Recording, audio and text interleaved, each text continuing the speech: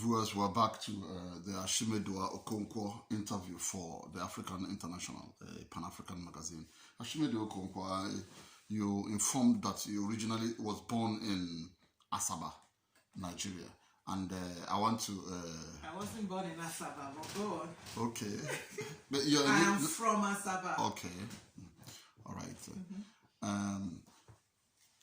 With the development in Nigeria on the insecurity issue and the agitation, I mean, there's a resurgence of the agitation for the restoration of the Republic of Biafra. And Good 18, you're from Asaba. Asaba, there's a particular issue, I think in 1967, about the Asaba Massacre. So maybe you can give us a hint of that. What is your take on the state of the nation in Nigeria and the agitation again to restore Biafra?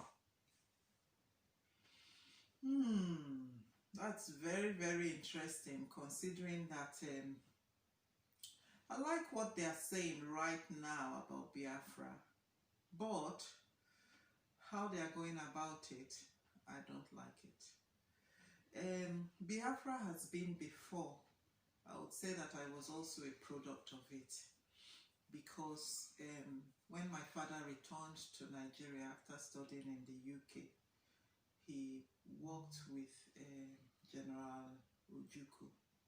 I would remember as a child where we used to go to Ujuku's bunkers. I remember where we used to go underground and there would be things like really big fans under the tunnel, and my father says to me, oh, when the enemies are coming, we switch on that fan and it will be blowing everybody away. Sorry, did you witness the war as a kid? I was very young. Okay. I was very young, but I would say that I was on the privileged side. Okay. Because we were not, I see all the pictures of people dying of hunger and things like that. We were not on those bases. Okay. I will remember as a kid also, I think my senior brother will be able to say more, but I remember as a kid, we used to enter the cargo planes. Okay. Carrying wounded soldiers. All right. We used to enter those cargo planes sometimes to Lagos and things like that. Okay. Carrying wounded soldiers. So I have seen that. After Biafra, I know that my father was friends with Ojukwu. My father was friends with Ono. I really can't remember a lot of them anymore. But after the war, my father was the first chief magistrate to go and open the courts after the war. Okay. So he opened the courts in Nsukka, in Udi, yes, in Aba, Enugu. And then something changed again. There was an issue there that Asaba was not really Igbo. You know, so we within ourselves have that issue of our own politics again. Yes.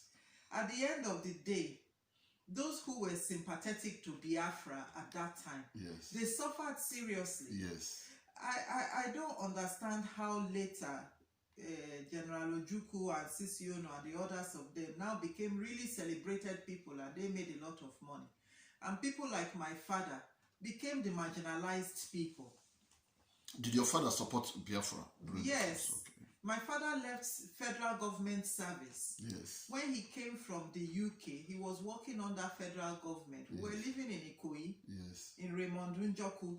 We were living in Ikoyi. And when we joined Biafra, we were no longer living in Ikoyi. Yes. We now became people who were creeping through bunkers and all those kind of things. And then after Biafra, when the government was able to win and all that, my father became unemployed. And he lost his essence as a man because he couldn't get jobs. He wasn't getting anything. Although he progressed, he became a chief magistrate, he became an assistant judge, up to being a judge. But it wasn't, he was a shadow of himself. Yes.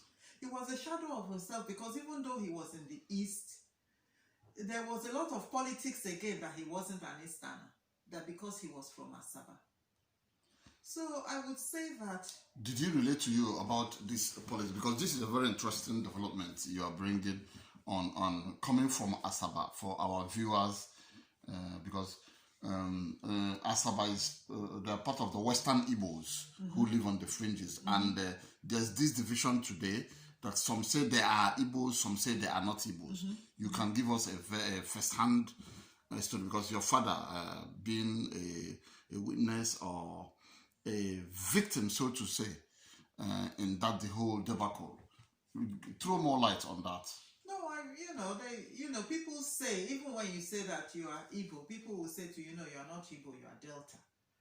Yes. But Delta is different because there's the Delta people have their own language. It's very different from the Igbo that we speak. Yes. It's different from the Igbo, and the Igbo is more akin to the real Easterners. But there's even still politics amongst us as Igbo people. You see, there's that division that you are not a proper Igbo, yes. you are a proper Igbo. So if you ask me about this Biafra thing now, yes. which is what you were asking about, are they, do the people have the heart to take this thing? I listened to I've listened a lot to, how was his name? Nnamdi Kanu, the IPOB leader. I love what he says, especially during NSA's campaign. Yeah. I loved what he said. I loved his motivation. Yeah. It is high time we got up and we dealt with issues. But where are we now? It's died down. Interestingly, it hasn't died down from, we've been following this issue. A few days ago, there's the launch of Eastern Security Network by the IPOB leader, Nnamdi Kanu. In view of that, the incapability of the governors of the South, South, and Southeast to raise a security network like the Western regions, Amotekun, and in the north, there's this Miyetti Allah. So, IPOB leader launched an organization and said it's going to protect their people. What do you think about that?